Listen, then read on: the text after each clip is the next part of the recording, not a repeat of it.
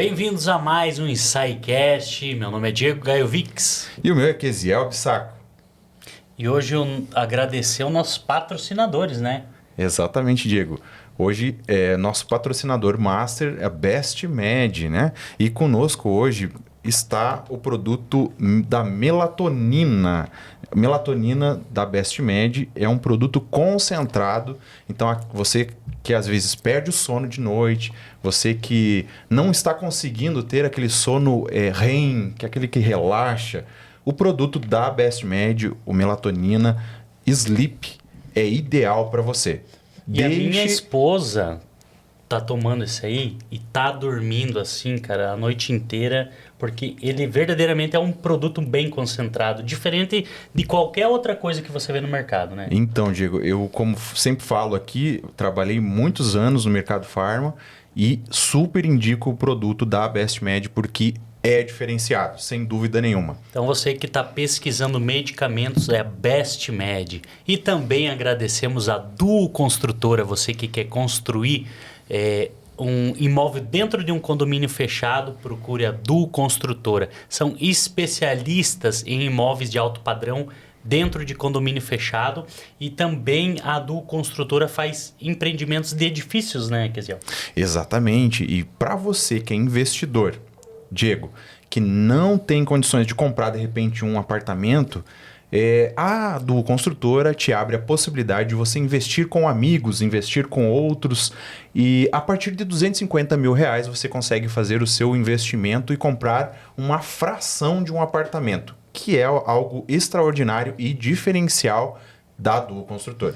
Então, você que quer construir ou investir, Duo Construtora e medicamentos da melhor qualidade, BestMed. E quem que é o nosso convidado de hoje, Kesiel? Então, hoje está conosco aqui o Cabo Raup, que é dos bombeiros aqui de Foz do Iguaçu, não é mesmo, Cabo Raup? Seja muito bem-vindo. Obrigado, boa tarde, Kesiel, boa tarde, Diego.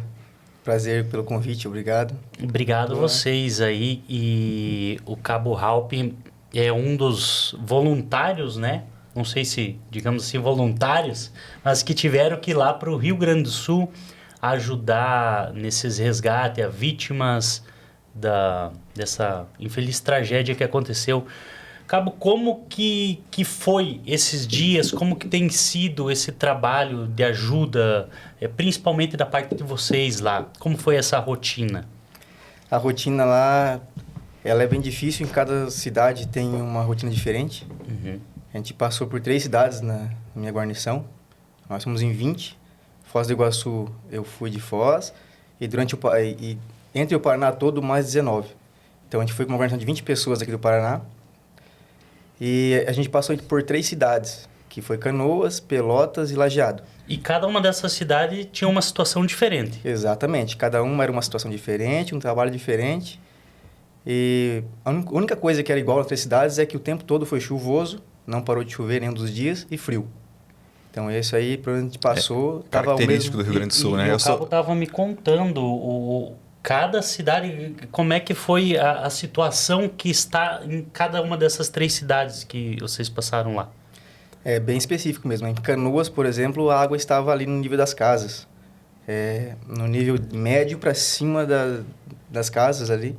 Então, ainda tinha muita água, a gente não podia fazer um trabalho de resgate, porque a gente tinha que esperar baixar a água ou procurar algum vestígio de corpo, ou algum sobrevivente, ou algumas pessoas que estavam no local ainda em prédios e queriam sair. E Canoas é bem populoso, né? É extremamente populoso. Como eu ia falar agora anteriormente, eu sou gaúcho, sou do Rio Grande do Sul, conheço toda aquela região. Canoas, Novo Hamburgo, Lajeado, Estrela. Era uma região que eu fazia, né? Até vendendo medicamento, fazia essa região. E realmente, Canoas é uma cidade de mais de meio milhão de habitantes. Eu acho que só o bairro ali que foi o mais atingido, o Matias Velho, é mais de 300 mil pessoas ali, né? Sim. Então, realmente, é algo... E era surreal lá, então, assim, era um desastre mesmo. Surreal, porque não foi só o bairro que foi atingido que estava com problema. O Rio Grande inteiro, por exemplo, Porto Alegre não tinha luz, não tinha água. A água também estava ali nos estádios do Inter, do Grêmio, estava média de meio metro, 1 metro para dentro. Então, os carros não podiam trafegar nas avenidas porque tinha água, então... Não tinha tráfego de veículo. Como se faz o resgate de uma pessoa nessa situação? Exatamente. Até pra gente achar o nosso hotel, a gente teve que passar por umas 10 avenidas, porque toda hora que a gente chegava no fim de alguma tinha muita água. Então a gente tinha que voltar, procurar de novo uma outra rua que desse acesso ao hotel. Então a gente rodou bastante para achar o hotel. O governo lá, eles fizeram uma espécie de rua elevada, onde passavam os carros de segurança pública. Nossa. Eles fizeram uma rua lá com uma base de 1 metro, ali para cima do asfalto que já tinha, onde a gente podia trafegar.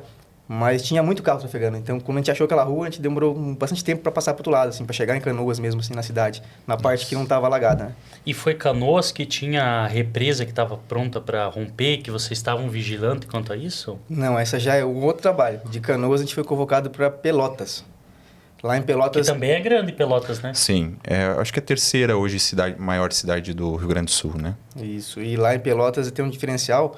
Lá tem algumas partes do rio que ele faz uma curva bem naquela região. Então lá o diferencial, a gente foi para lá porque tinham 3 motivos. Primeiro, eles estavam começando a escoar água do rio lá de Canoas. Então já começou a aumentar o fluxo de água para baixo. Não parava de chover. Tinha uma previsão de uma tempestade naquele local para os próximos dias antes da gente ir. E o mar tem um diferencial lá que o rio tem 70 quilômetros de comprimento. Uhum. Chega no mar, ele funila para 500 metros que cai no mar. Então, para escoar, acaba sendo mais lento, né? E aí tem mais um problema. Quando o vento bate contrário da escoação do rio, ele não deixa a água ir para o mar. Então, ele acaba ficando ali... E até mesmo jogando para cidades que ficam ali ribeirinhas, né? O próprio Pelotas, Rio Grande, enfim, que são cidades Então, tá tão cheio próximas. que ele tem que transbordar para algum lado, porque não está tendo fluxo água, por isso que não... Exatamente. E a previsão de Pelotas era que esses 4 eventos acontecessem no mesmo dia. Uau. Então, a gente foi para lá para ficar de prontidão. Já tinha lá 2 bairros que estavam embaixo d'água. Água baixa, na verdade, a água ali abaixo do joelho ali. Mas os moradores já não estavam mais em casa. E alguns estavam, então a gente fez o trabalho de retirar das casas, ou alguns que precisavam buscar um material de comida, alguma coisa, a gente levava de barco lá. A gente foi com uma equipe do Paraná bem completa, assim. Nós fomos com 20 pessoas, 6 viaturas grandes, que é caminhonetas, e 4 barcos e uma lancha. Então a gente estava com uma equipe bem montada lá, e lá a gente encontrou também bombeiros de forças-tarefas de outros estados. Do Brasil inteiro foi para ajudar. Exatamente. E além de bombeiros, voluntários também, acredito, do Brasil inteiro. Bastante. Sempre... Falando aqui em instituição Cabo Halpe, na sua opinião, hoje, você faz parte da corporação, né? Aqui do Paraná. Nós estamos preparados para esse tipo de evento? As corporações, você falou que tem várias, né? Acredito Sim. que o Exército, a própria Polícia Civil, Militar, enfim, também deve ter participado desses eventos. Nós estamos preparados para esse tipo de evento? Olha, Existe um treinamento específico para isso? Isso, eu posso dizer para você que é uma coisa boa que está acontecendo. O Paraná, ele, em novembro... No meio de toda essa tragédia, a gente ainda consegue enxergar algo positivo, vamos dizer assim, né? Isso. Alguns estados já têm um grupo de força-tarefa, que o grupo Força-Tarefa é como se fosse a Força Nacional. Eles montam um grupo, uma equipe de 80 pessoas a 100 e treinam essa equipe para eventos desastrosos, como enchente, incêndio, terremotos. Exatamente. Então, eles treinam. O Paraná começou faz 1 ano. A gente fez o primeiro curso. Entendi. Nós somos o primeiro grupo de força-tarefas do Paraná.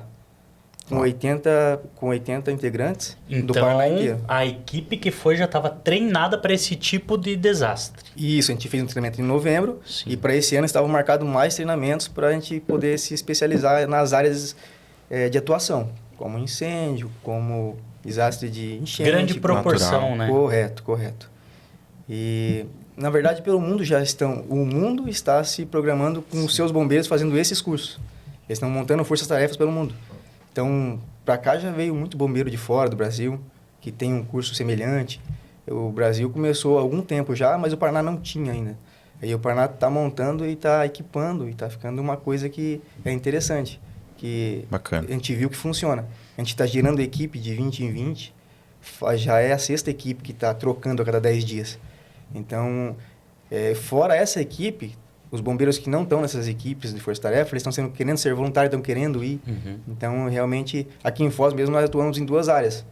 que foi a área de campo, que bombeiro enviado para o local, e foi a área de arrecadação de donativos, né? Que foi, aqui em Foz, foi uma coisa espetacular. Tanto com a população ajudando, doando, e se doando para ir lá ficar dias, ajudando na divisão das coisas, de Legal, roupa, material. bacana. Então, foi uma coisa assim Então que... a população aqui se uniu muito, né? O Paraná inteiro, acredito, como todos os estados brasileiros, mas Foz, eu acredito, Foz do Iguaçu, a cidade do Paraná, foi uma das que mais ajudaram, Muito solidária, mais, né? né? Justamente. E Pelotas, aquele fica mais no fim do Rio Grande do Sul. Exatamente. E para vocês virem para cá, voltar para o Paraná, passaram por muitas cidades, né? Sim, Tá devastadas. bastante. A gente não ficou em Pelotas o tempo todo. Então, como eu falei, o primeiro cenário da gente foi Canoas, Canoas. que era coberto por água. Então, a gente estava tentando fazer manutenção, encontrar vítimas, encontrar corpos, encontrar... De Canoas, a gente foi para Pelotas, que era outra situação, que a situação de Pelotas era um pouco grave, porque tem diques lá. Lá tem barreiras que já há anos elas evitam que a água entre para a cidade. Só que tem bastante casa popular lá do povo, é casa do governo popular e tal. E esse povo ele não quer sair das casas por medo de furto, por não acreditar que vai encher mais do que precisa. Então a gente fazia um trabalho de tentar convencer o povo a sair lá, mas eles não se convenciam. A mensagem que eles falavam, não, mas todo ano enche, então... E chegou É só mais a uma alagar vez. aquelas casas. Não chegou. E a gente estava de prontidão justamente para elas. Justamente Tem fazendo um esse pequeno trabalho bairro lá, tem um pequeno bairro perto de uma marina lá que tem a base de 25 mil habitantes. E a água estava já no nível da barragem em cima, antes do evento que a gente estava esperando que podia acontecer. E eu avisando para o povo que podia passar, que se passasse ele ia romper a barreira, e eles não queriam sair com medo de ser assaltado, como é um bairro pobre. Sim. Então, E aí sai de tiveram casa. que grandes equipes ficarem de prontidão se acontecesse a Exatamente. tragédia. Inclusive, depois da minha equipe que voltou, foi mais uma equipe que também foi para Pelotas para ficar de prontidão, porque tinha esse evento, esse princípio de evento podia ser um temporal, e com o vento contra o mar, ele podia passar a barreira e enviar de cidade, né? Então, o nosso trabalho era ficar de prontidão, porque a gente ia ter que trabalhar o máximo que pudesse para tirar o tanto de pessoas que conseguissem nesse período de alagamento. Sim. E a terceira cidade foi... Lajeado. A gente foi para Lajeado depois de Pelotas. Em Lajeado foi um pouco mais assim, terrível, porque... Impactante, né? Isso, porque lá já tinha rompido uma barragem. Então, a barragem rompeu, foi lavando todas as cidades que tinham próximas, bairros, casas, todos. O cenário era de guerra, né? Porque só tinha barro, lama, casa destruída. Em Lajeado mesmo, assim, na cidade de Lajeado, não pegou toda a cidade, pegou uma parte dela. Mas as casas, as cidadezinhas pequenas perto a vegetação, você via, tinha eucaliptos de 30 metros sem a copa da árvore, mas os madeiras estavam lá. Então, assim, onde a água foi levando, ela foi arrastando tudo, fazendo tudo. Aqui eu te faço uma pergunta, Cabo Halpe. Aqui a gente está falando com o Cabo Halpe. Agora eu quero falar com a pessoa, né? Sim. Com o ser humano. Sim. Quando chega num lugar que você vê um cenário de guerra, como você acabou de falar aqui. Sim. Qual é o sentimento nesse momento? É uma tristeza muito grande. É uma tristeza porque a gente sempre pensa que tem homens, mulheres lá que precisam de ajuda. A gente chega num local e vê crianças com roupa cheia de barro, chovendo, frio, dormindo dentro do carro, dormindo em barracas.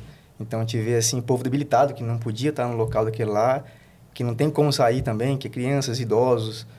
Não é só pessoas fortes que ficaram sem casa e estão tristes e estão precisando reconstruir. São crianças que, tipo, às vezes não sabem nem onde estão os pais. Estão em abrigos. Então, é um negócio bem devastador. Se você ficar vendo a cena por onde passa, cada lugar que você passa é uma história diferente do que aconteceu. O que aconteceu alguns não acharam parentes, outros acharam só metade, outros têm parentes desaparecidos, que nem Lajeados, tinha 126 pessoas que não foram encontradas, estavam entre a lama, então a gente tinha que procurar. E tem histórias de pessoas lá que...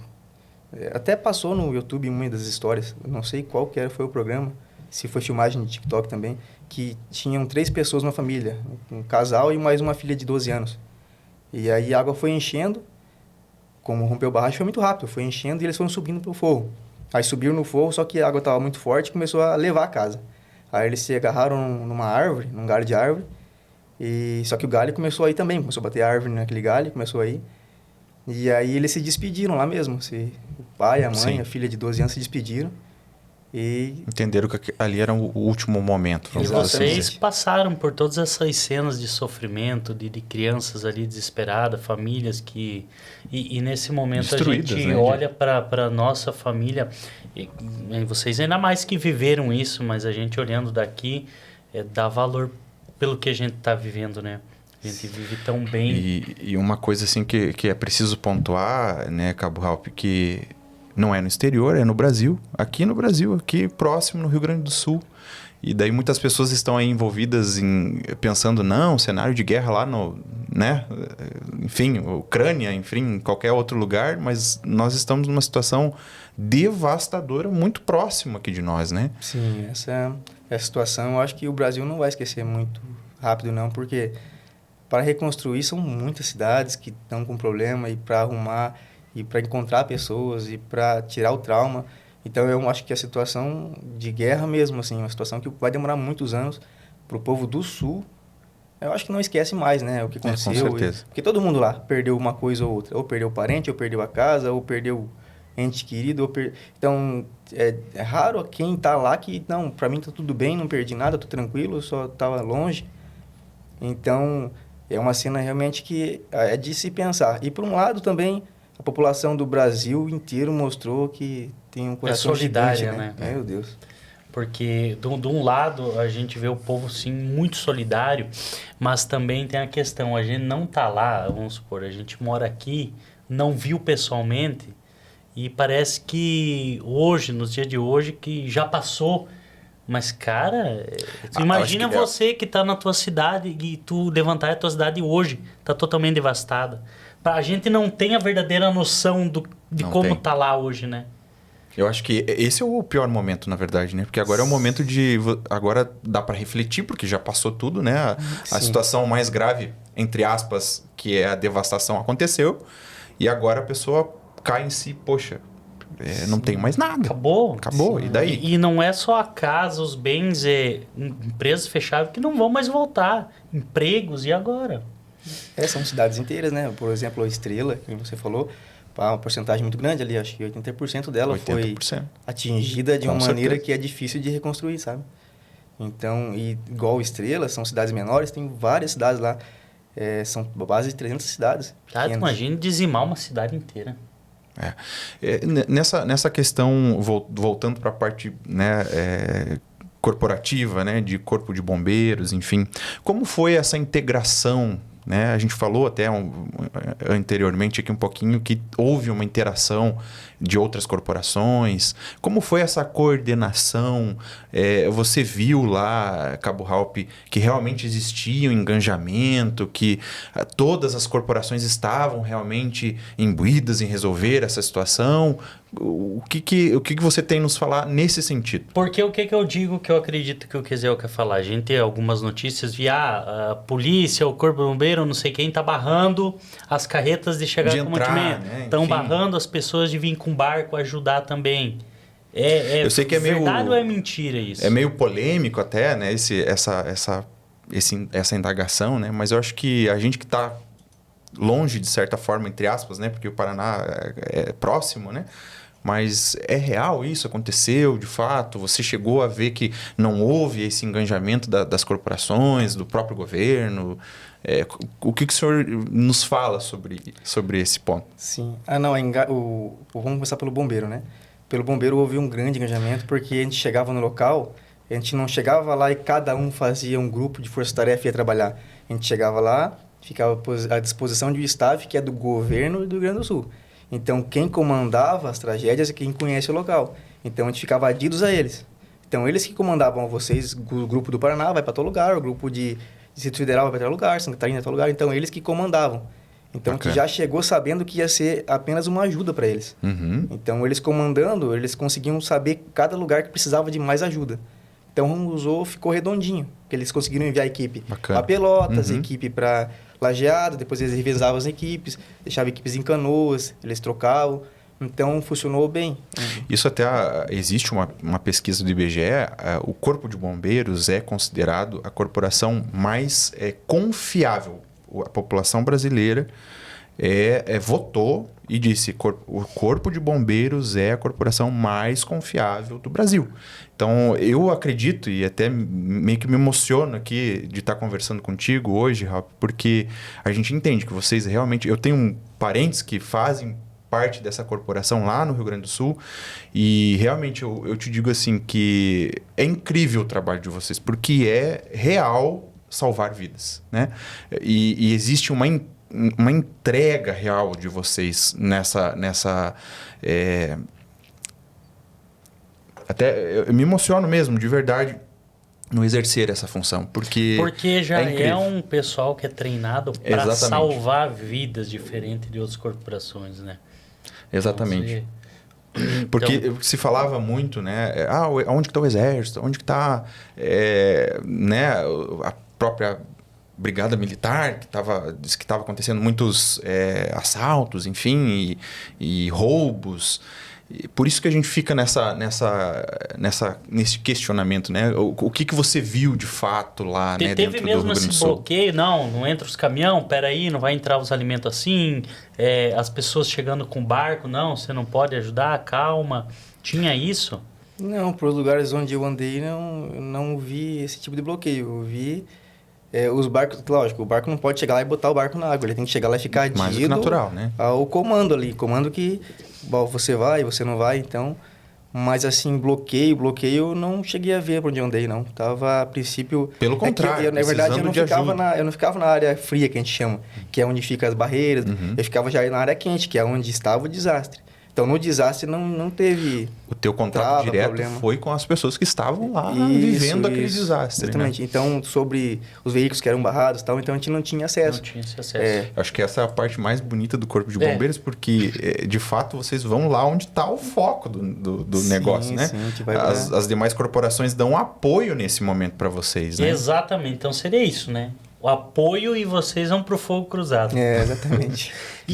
Mas lá no fogo cruzado, a gente via por aqui alguns influencers, o próprio Pablo Marçal, alguns influencers, muita gente indo lá você chegou a perceber que seriam às vezes só para mídia ou não? Você via aí pessoas assim, influencer, só para filmar, jogar na mídia ou não? Estavam lá para ajudar mesmo? Não, eu acredito que estavam para ajudar, porque na verdade que nem Ezequiel falou, né? É uma cidade de Canoas, é muito populosa. São 300 e poucos mil habitantes, ou 400 mil, por exemplo, né? Eu acho então, que até assim, mais, porque só o Matias Velho é 300 mil pessoas, né? Então, eu acredito que Canoas, na verdade, é a segunda maior cidade do estado do Rio Grande do Sul. Eu acredito que tenha mais de meio milhão de habitantes ali. Isso. Então, se o influencer foi lá para tirar foto, mas ele salvou 10 pessoas, ele já salvou 10 pessoas. Sim. Então, assim, cada um que foi lá foi muito bem-vindo, porque o povo precisava mesmo. O povo estava precisando de verdade, não só de ser tirado da água, mas precisava de um auxílio, precisava de uma comida, uma coisa, porque foi muito rápido. A princípio, que a gente ficou sabendo lá, começou a inundação meia-noite. Quando era 3, 4 horas da manhã, a água já estava com 1 metro. Então, as pessoas que não saíram na hora, depois era muito difícil de sair. Famílias inteiras, assim, às vezes tinha, dentro de uma casa, um casal forte e tal, mas tinham 4 filhos e um pai. O homem não vai sair, não vai deixar a família em casa, né? Então, fica junto para tentar lutar, né? Então, muita gente ficou ilhada, muita gente precisava de ajuda mesmo. Acredito que todos que foram lá vestiram a camisa, ajudaram. E essa solidariedade vai durar mais algum tempo ainda. Com certeza. Precisa, né? Precisa. Depois que baixar as águas, ainda é um processo longo e árduo para a reconstrução da vida em si, né? Exatamente. E eu acho que você pontuando isso, a gente tem que deixar aberto para as pessoas que vão nos ouvir aqui, que vão nos acompanhar até esse momento da entrevista. Se você puder ajudar, continue ajudando ainda. Né? Tem várias possibilidades, até o próprio governo do estado tem uma conta específica para isso. Eu acho que tudo é bem-vindo, né? Eu acho que a gente deve ainda continuar ajudando o Rio Grande do Sul, porque não acabou, né? Como o Cabo Ralph acabou de falar aqui para nós, é um cenário de guerra, é algo assim que as pessoas perderam tudo, né? E essa palavra tudo na forma geral dessa palavra, né? Porque perderam familiares, perderam casa, perderam as roupas, os calçados, enfim, perderam tudo. Então a necessidade é muito grande, né, Cabo Raul? Sim, sim. E o sul lá é um estado diferente, né? O povo geralmente tem um cavalo, quando não mora na cidade, ele tem um cavalo, tem animais, tem galinhas, tem... Então o povo lá é bem como as músicas mesmo, né? Que tipo, é um povo que gosta de animais e tal. Sim. Então tinha bastante animal então que estava amarrado assim para não fugir para BR, tá amarrado na beira da BR, Não deu tempo galinhas, de- cavalos. Porque onde a água subiu, os campos, onde tem bastante campo lá, aí então foi se perdendo bastante animal. Porque a gente que mora na cidade pensa que a gente está falando de população, é tudo concentrado na cidade. Mas 30% da população dessas cidades ou mais interior. é interior. Então, ali você tem vários tipos de cultivos, de plantios que se acabaram. Além da renda da pessoa acabar, a gente vai sentir, porque essa produção atinge o Brasil inteiro. Exatamente. O Sul produz muito e se perdeu uma grande parte do seu cultivo, né? Um exemplo é o próprio arroz, né? 70% da produção hoje, 70%, é um número muito grande, né? Da produção do Brasil é no Rio Grande do Sul. Daí tu imagina quantas cidades importantes, a própria Pelotas é uma cidade bem importante de produção, Rio Grande, enfim, e escoação desse produto, né? E foi atingido, tá lá, né? Então, muito delicado. Fora as estradas que foram destruídas, que não tem como retirar esse produto do interior e trazer para as grandes capitais para escoar, para distribuir para o Brasil, né? Então, é outra coisa importante também aqui, Diego, de pontuar, e tem uma campanha já no ar, da compra dos produtos do Rio Grande do Sul, marcas do Rio Grande do Sul, a gente apoiar, incentivar, porque essas empresas, essas indústrias precisam hoje do nosso incentivo também, né? Para não haver aquela coisa assim, não, agora vai faltar, vamos, né, deixar de comprar. Não, pelo contrário, comprem, ajudem, apoiem, né? Que eu acho que é um momento... Esse é o momento de incentivar Exatamente. a indústria do Rio Grande do Sul porque se a pessoa não incentivar agora, mais empregos vão se perder. E se tu incentiva uma indústria do Rio Grande do Sul, eles vão ter que contratar mais pessoal e com certeza essas pessoas que ficaram desempregadas, né? Sim, sim. E eles precisam bastante mesmo, porque não é só o estado físico que foi atingido, é o psicológico. Nossa. Então as pessoas precisam Exatamente. trabalhar, as pessoas precisam começar de novo de alguma forma, precisam preencher aquele vazio de, eu tô aqui sem fazer nada, sem comida, sem roupa, sem nada. Então, tudo que eles puderem começar de novo, de qualquer começo, vai ser maravilhoso pro povo que tá precisando mesmo lá, né? E elas estão alojadas em escolas, ginásios ainda? Sim, tá tudo muito... Todos os lugares que podiam alojar, desde teatro, escolas, eles estão alojando, porque é muita gente. E ainda por cima de tudo, depois disso, veio aquele frio terrível que durou 2 semanas, Exatamente. frio. E o Rio Grande do Sul sabe ser frio, né? Eu passei 10 dias lá, frio e chovendo. Encasacado ainda, imagina aquelas pessoas que estavam... Meu Deus, que sofrimento. Como o Cabo pontuou aqui, né? Imagina as crianças lá, né, tomadas de lama e com manga curta, enfim, e passando por essa situação. Exatamente. Foi... Outra pergunta que eu faço aqui, Cabo Raul, é a questão da estrutura, né? Quando você chegou lá no Rio Grande do Sul, porque isso é um fato que ocorreu lá no Rio Grande do Sul, pontual, mas daqui um pouco se ocorrer em outro estado, em outra localização, a estrutura que você viu montada lá, porque daí a gente falou que teve uma mobilização, uma coordenação de várias equipes, né? E você acha que o Brasil está preparado, tem estrutura para, num segundo momento, utilizar e realmente aprender com o que aconteceu lá no Rio Grande do Sul? Acredito que sim, porque o pessoal empenhado nos locais, é um povo dedicado e com certeza o que o governo precisava às vezes aprendeu agora com um desastre gigante desse tamanho, né? Então, muitas coisas vão trazer para fazer novamente treinamentos para desastres dessa magnitude, por esse que aconteceu. A princípio não tinha tido até hoje nenhum tão grande assim que afetasse tantas pessoas, né? Então, o que a gente sabia era o que acontecia fora do Brasil, no exterior e tal. Então, a gente tinha noção do que acontecia. Agora, a gente sente na pele a dor que acontece. Então, a gente Provavelmente as preparações dos estados vai ser diferente agora. Mas quando eu falo estrutura, assim, a questão de equipamentos mesmo, ativo, você acha que a gente está preparado para novos eventos? Ou o governo vai precisar ainda se adaptar? Você sentiu falta de algum equipamento específico? Acho que isso é importante até ressaltar, porque até para a população também se alertar e cobrar os seus deputados, vereadores, governadores, enfim, né? Eu acho que agora é o momento da gente ficar em alerta e também saber cobrar aquilo que é necessário. Se o Corpo de Bombeiros precisa de um equipamento mais moderno, mais tecnológico, você acha que falta ainda isso também para nós? Para o nosso serviço que foi realizado, não faltou. Ok. A gente foi lá com as viaturas grandes, para barro, para lama, a gente conseguiu... Eu não posso dizer pelos outros estados, porque a gente acaba ficando junto só no staff na hora de fazer a divisão. Então, mas a gente foi bem equipado, o governo estadual deu bastante atenção para isso. A gente foi com...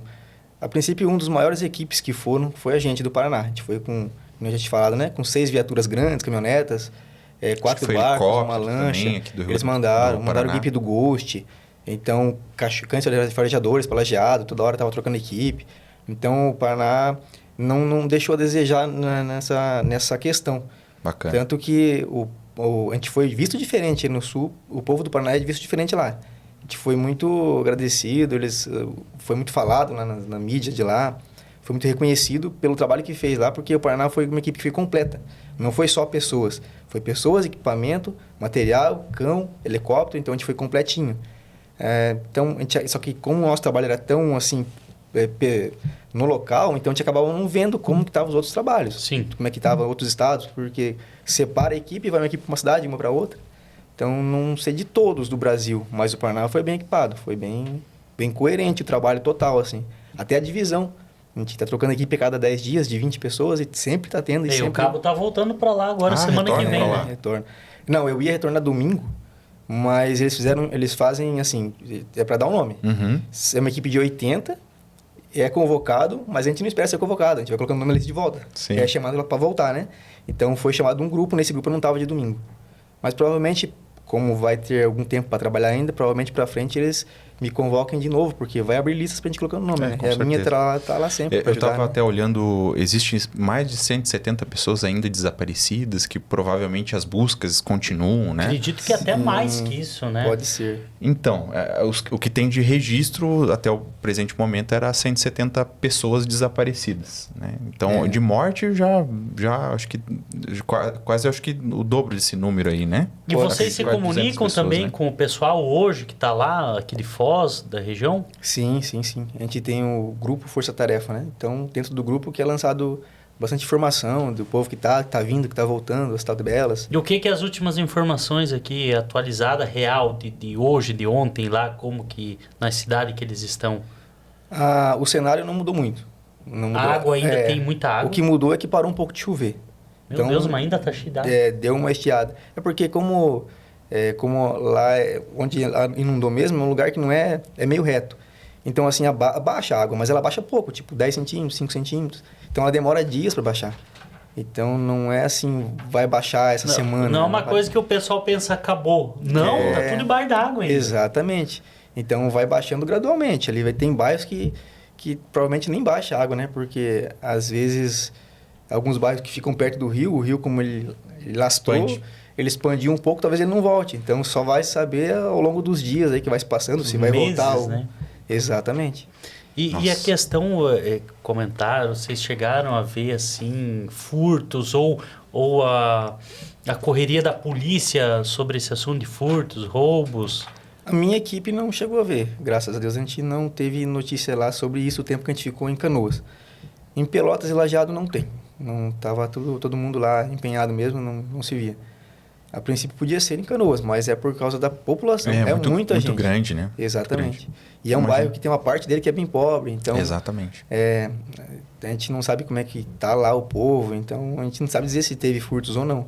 E me veio agora que presídios, será que foi algum atingido? Tiveram que retirar presos, liberaram, né? A gente não ficou sabendo de nada sobre isso, porque acredito que... Também não cheguei a não. pegar nenhuma informação nesse sentido. O senhor tem alguma... Também não, eu não sei se há presídios lá em Canoas. No Canoas eu não lembro, Porto Mas Alegre. eu acredito que sim, todas né? essas cidades aí, presídios, né? Porto Alegre pode ser, porque ali a parte do centro ali também estava com água ali a Tava base de com meio água. metro para cima um pouco, né? Então ali entrou água no centro. Então pode ser, sim. Pode ser que sim. Uma informação. Outra coisa, Cabo Halpe, a questão assim, você falou que eu até fiz essa pergunta mais pessoal, enfim, né, falando como é que fica o psicológico, assim, né, agora nesse momento, retornar de lá e refletir tudo isso que aconteceu. O que você nos fala, assim, o psicológico do Cabo Halpe hoje, né? De assistir todas essas cenas, enfim, até de conviver, de repente até conversar com algumas pessoas que viveram a tragédia na pele, né? Sim. O que você nos fala, assim, hoje? Como é que está o Cabo Halpe na questão psicológica, assim? Na questão psicológica, mais valor à vida, né? Eu dou mais valor em pequenas coisas aqui. Para mim, tudo agora não tem dificuldade, porque dificuldade tem quem está passando um problema desse, né? A gente reclama às vezes ali que faltou um dinheiro, que tem um probleminha pequeno, o carro quebrou e tal, mas é tudo coisa que a gente consegue resolver com pouco tempo e só um pouquinho de esforço. E o problema mesmo é o que eles não conseguem resolver nem com tempo nem com esforço. Então, mudou o psicológico para entender que, tipo, nossos problemas são problemas normais, casuais, que nem é de ficar reclamando, né? E o senhor tem filhos? Tenho de 12 anos e uma enteada de 15. Uau! Aí você imagina ver teus filhos ali, daí já imagina aquela criança que tava lá, né? Camisetinha embarrada, com frio, né? Porque... Nossa. Exatamente. Então, e o pai não pode fazer nada, porque eles estão dormindo num carro, né? Então, o pai não tem nem esse incentivo de ter que trabalhar em algum lugar, conseguir um dinheiro, uma comida. Então, eles estão vivendo esse período lá nesse local onde está bem afetado de doações mesmo. As doações do povo estão sendo utilizadas para as pessoas mesmo.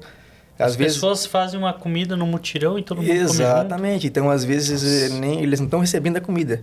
Tem mais um mutirão lá de pessoas que estão se doando para fazer comida com que chega para entregar para as pessoas que estão sem comer. Então, olha que trabalho maravilhoso. Em todo lugar tem um grupo forte trabalhando para ajudar mesmo, assim, sem ganhar nada em cima. Até seria minha segunda pergunta dentro dessa que eu acabei de fazer, né? Essa questão, como foi a comunidade, né? Qual foi a reação da comunidade? Tanto assim, de ver vocês chegando lá e dando esse apoio, quanto a reação de ajuda da própria comunidade, né? De se abraçar, você agora apontou que eles fazem aquela comida comunitária para se ajudar realmente, para entregar um pouco a mais pro, e muito pro próximo, de pessoas, né? Que vieram de toda a parte do Brasil que estão lá ainda para ajudar exatamente, nisso. Muita gente se deslocou, né? Exatamente, e cada pouquinho que um faz vale muito, porque se cada um trabalhar uma meia hora que for, que tá lá, pô, quantas pessoas tem lá que vai para ajudar e quantas pessoas que precisam de ajuda, né? Então, até nesse caso de youtuber, que vão lá só às vezes para tirar uma foto e tal, o cara trabalhou 1 hora, já ajudou bastante, porque é muita gente que precisa de ajuda mesmo. Então, e às vezes o pessoal critica, o youtuber vai lá para fazer um vídeo, só que as pessoas não vê o quanto que ele levanta de arrecadação e as pessoas que são tocadas através do vídeo dele, que ajudam de várias as formas, por ele ter levado aquele vídeo. Então, acredito que essa união também que teve no Rio Grande, não foi por assistir a TV e a mídia. Foi por essas pessoas que filmavam e mandavam isso que o Brasil se uniu, né? Sim, sim. Que se não tivesse hoje o poder da internet como tem agora, a gente estaria numa outra situação lá no Rio Grande. Exatamente. Inclusive, bastante youtuber famoso foi na hora que estava tendo um problema mesmo, né? Na primeira semana que começou ali a inundar, o povo desesperado, eles estavam lá ajudando. O vídeo deles atingiu muita gente para fazer doação e tudo, como você falou, né? Eles estavam na hora do problema, eles esperaram organizar para depois E isso, né? Instigou as próprias corporações de todos os estados a enviar o pessoal, né? Porque é o que está sendo visto, né? E realmente, às vezes, que nem a gente está aqui longe, não está vendo realmente o problema lá. Então, um vídeo mostrando realmente que está precisando de ajuda agora, incentiva bastante mesmo, tanto o Estado, quanto pessoas físicas, quanto doações. Então, você vê que, independentemente, cada estado do Brasil tem uma cultura, mas quando o povo do Brasil tem um coração gigante para se unir, para ajudar, né? Povo forte, aí, né? Não tem essa do baiano, do gaúcho, do paranaense, do cearense, é todo mundo unido numa só... É um só, né? Isso é incrível, né? Cabo Hop, outra pergunta que eu gostaria de fazer, e eu acho que é bem relevante para quem está nos acompanhando, alguma história que você viveu lá ou que você ouviu lá, presencial, que te chocou, que te tocou, que, enfim, que te impactou de alguma forma? Essa que eu contei da família que se despediu. Porque quando a gente chegou em Lajeado, alguns dias antes tinha encontrado essa menina de 12 anos morta. E o pai estava desaparecido e a mãe estava viva num abrigo. Então eles se despediram em cima da casa. Ela que contou essa história, a mãe. Lógico, né? Se despediram em cima da casa lá que estava já sendo carregada. E se despediram ali. Imagina um pai se despedindo da mulher e da filha de 11 a 12 anos, né? Mas aquela dor e sofrimento vocês viam todos os dias, a cada momento, né? Não, Criança sim, desesperada, sim, pessoas sim. desesperadas. Sim, e... Como o senhor disse, tudo cheio de lama, sonhos perdidos e... Sim. Lá realmente... A criança realmente não sabe o que está acontecendo, né? Ela só está ali... Por que eu não estou em casa, né? Não sabe por que não está em casa, né? Está ali passando frio, às vezes, está se alimentando com as doações... Mas a cabeça dos pais, assim, tá terrível mesmo, porque eles estão... Imagina, tem que reconstruir tudo, tem uma família, tem que se alimentar, tem que trabalhar, então... Todo mundo que você perguntar lá nessa região tem uma história. De um parente, de um amigo, de pessoas que eram próximas, eles têm uma história para contar, assim, de uma coisa que aconteceu que foi marcante. E agora, quando tu chega em casa para dormir, durante a noite, fica vindo essas imagens na cabeça? Sim, não tem como não... Vai algum tempo pra gente... Esquecer não esquece, porque, na verdade, tudo que a gente vê, a gente assimila, né? Ou aprende, ou assimila. Então, esquecer, a gente não esquece. A gente vai levando, vai melhorando, porque aqui a gente tem poucos problemas, assim, de graves, assim, que for igual o que aconteceu lá. Mas a cabeça vai melhorando um pouquinho, assim. A gente tem tratamento bom, até nisso aqui, o Paraná foi legal. A gente fez um treinamento psicológico. A gente teve, quando a gente volta para casa, a gente tem 7 dias de dispensa e uma avaliação psicológica com o psicólogo para poder voltar ao serviço. Isso é ótimo. Então, é um trabalho que também está sendo legal que eles estão fazendo. Sendo reabilitado para pelo menos tentar ficar tranquilo e não ficar imaginando toda essa tragédia. Se o psicólogo vê que você ainda não está apto, ele te libera mais uns dias para descansar. Então, trabalho legal que eles estão fazendo. Bacana. É porque não é assim, as pessoas pensam, não, foi lá, ajudou no resgate. Cara, você viu uma situação que aquilo é guerra mesmo. Ou até a guerra não é tão feia às vezes, né? Exatamente. Teve uma situação legal em Pelotas. É legal assim porque tinha uma ilha lá em Pelotas que tinha a base de 400 cabeças de gado, entre boi e cavalo.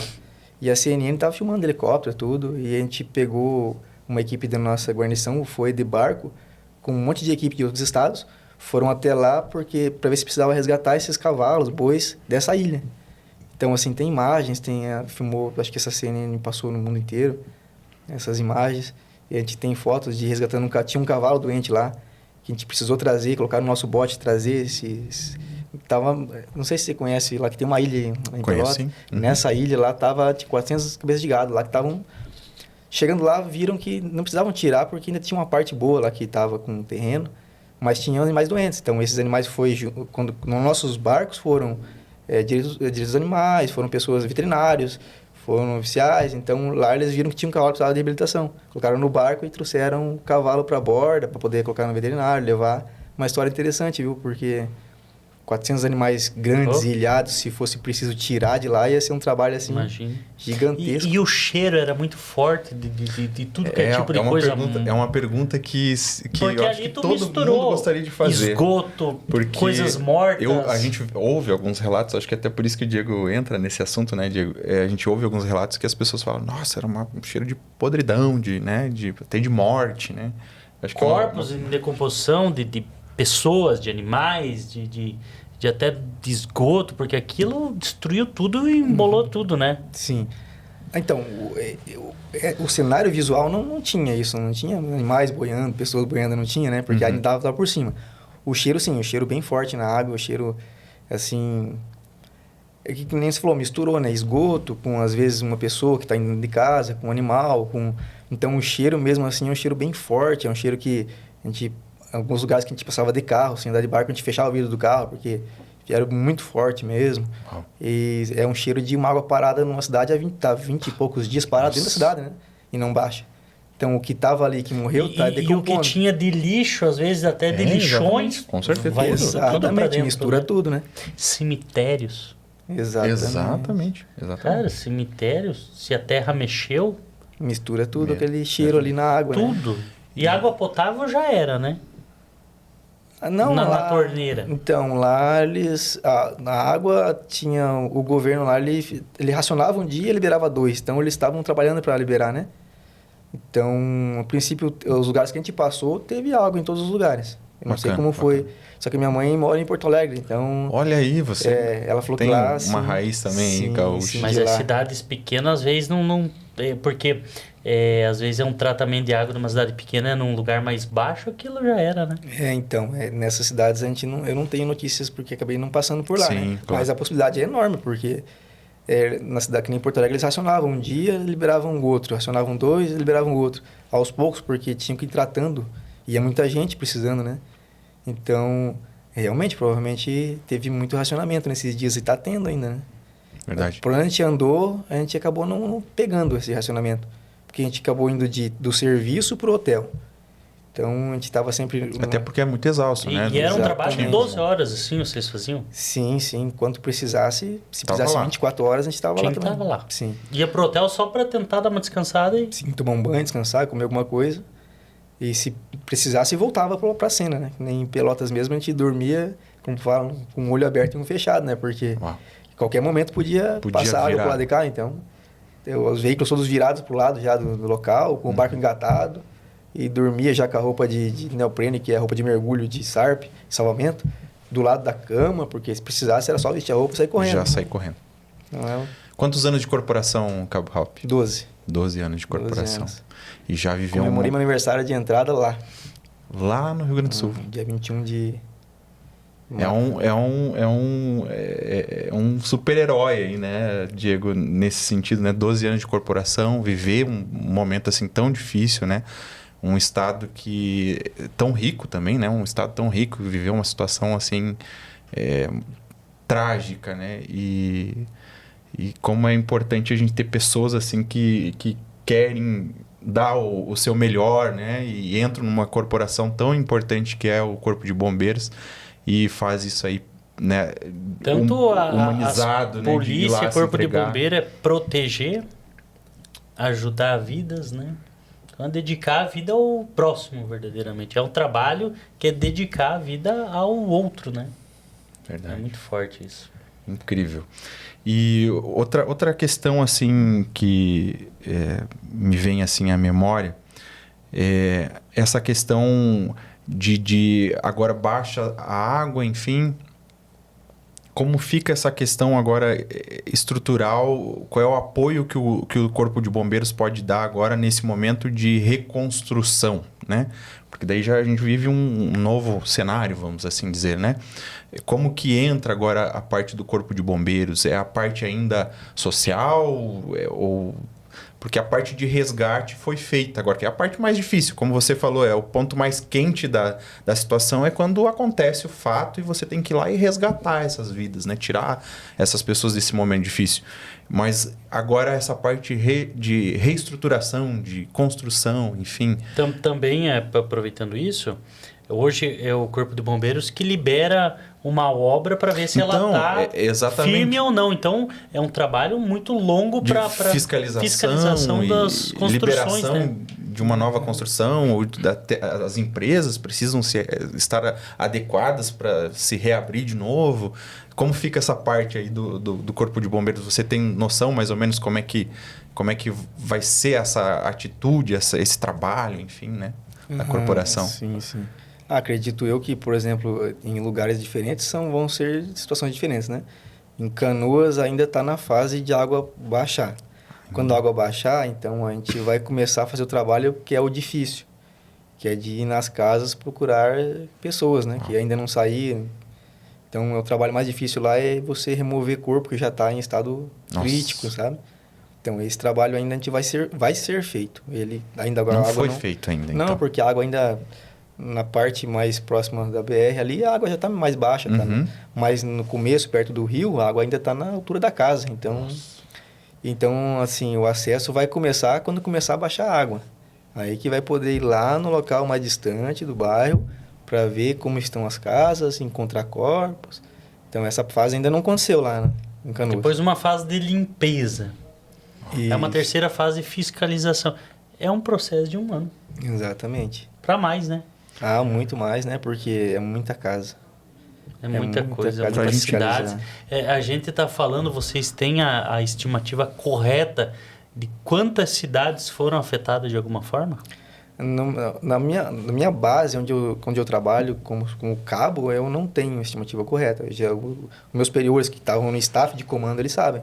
A gente ouviu muito lá em 314 cidades, 314, mas de ouvir, ninguém chegou e fez uma reunião e falou... E falou de fato. Porque não faz parte da nossa alçada o saber, né? A parte minha é da mão de obra. Né? Isso, execução, a mão de obra. Execução. Preciso ir lá. Mas é muita cidade. É bastante. 314 cidades. A gente está indo para o final do nosso Insidecast. Uma pergunta que eu acho que é bem relevante e para nós ir para a finalização, e até depois da resposta você pode até deixar uma mensagem, enfim, né, para as pessoas que nos ouviram até esse momento. Quais as lições aprendidas nesse momento com essa tragédia toda? Eu acho que isso é importante a gente saber, né? E principalmente de vocês que viveram lá, né? Essa situação de ajudar pessoas, tirar, né? Salvar vidas, enfim. Qual as lições que ficam dessa tragédia? A principal lição é que o povo brasileiro é um povo muito forte, muito solidário. O povo, até quem você não esperava que ia ajudar, estava lá ajudando. Até quem que não podia por causa de doença, por causa de corpo com problema, estava lá ajudando. Então, o povo brasileiro mostrou dessa vez aí o coração que tem, né? O tamanho que é, a força que tem quando se une. Então, é um país... nossa, você não vê lugar do mundo acontecendo assim, a união como foi para ajudar um Estado. Então, o brasileiro provou aí que, pô, é demais. É um parabéns mesmo, de verdade, para todo mundo que ajudou e que ajuda. Foi uma união... linda de ver e que prova que o povo unido tem uma força que é imbatível. Uau, incrível. Diego, tu quer falar alguma coisa, deixar uma mensagem também? E daí a gente vai indo pro... Quero fortalecer que você ouviu o que o Cabo acabou de falar, que as pessoas continuem, o brasileiro continue com esse coração aberto, dedicado ao amor ao próximo, porque não acabou. Essa tragédia está apenas no começo, é um processo muito longo e árduo ainda. Então você continua ajudando de qualquer forma. Se você não tiver dinheiro ou alguma condição de ajudar, posta nas tuas redes sociais, peça ajuda para algum amigo. A tua ajuda, às vezes, é pedir ajuda para alguém. Vamos continuar firme nesse propósito de ajudar o Rio Grande do Sul, porque é uma caminhada muito longa ainda. E eu quero ficar de pé para agradecer esse homem, toda a corporação do Corpo de Bombeiros, de todas as instituições que ajudaram. Vocês são heróis do povo brasileiro. Parabéns. Obrigado, cara. Muito obrigado por tudo. Parabéns. Obrigado pelo convite. Obrigado ao povo brasileiro, né? Obrigado, como disse o Diego aqui, a todas essas instituições que estiveram nesse momento tão difícil. E a gente quer agradecer também aqui aos nossos patrocinadores, né? Do Construtora, a construtora de alto padrão em condomínios fechados. Você quer falar um pouquinho mais da Construtora? Você que às vezes quer investir em Foz do Iguaçu. Foz do Iguaçu é uma das cidades mais turísticas do nosso mundo. E as pessoas pensam que é apenas turismo. Não. Aqui nós temos mais de 40 mil estudantes de medicina, para você que não sabe.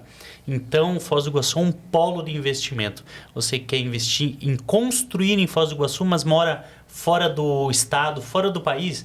A Du Construtora, ela tem um programa de aplicativo que é como se fosse um BBB. Você acompanha a tua construção 24 horas em tempo real e todos os dias passar num checklist, né, Kisiel? Exatamente, através, você investidor, lá nos Estados Unidos, na Alemanha, enfim, aonde você estiver, ou aqui dentro do Brasil, você abre o seu aplicativo e lá tem um checklist e as câmeras de acompanhamento de 24 horas da construção. Você consegue fazer um checklist dessa construção Isso é um diferencial da Duo Construtora. Você pode vir investir, como disse o Diego, numa das cidades mais turísticas do Brasil e fazer o acompanhamento através de um aplicativo, Duo Construtora. E agradecer também a Bestmed, uma indústria farmacêutica incrível que está se consolidando como uma das maiores do Brasil em produtos qualificados, diferenciados dos produtos normais que você encontra por aí. Um exemplo da melatonina. Você tem o costume de tomar uma melatonina para dormir e começar a fazer o uso desse produto do Bestmed, você vai ver total diferença, né, Gaziel? Sleep Complex.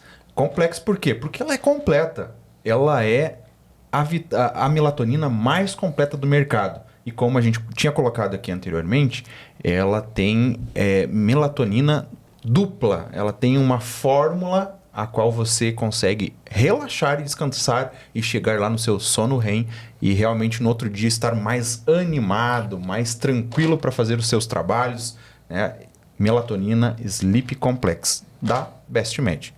Gente, muito obrigado por nos acompanhar até aqui. Eu deixo o meu abraço para vocês.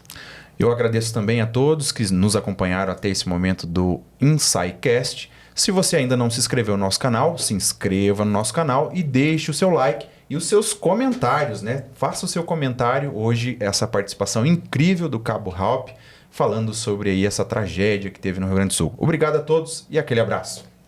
Um abraço.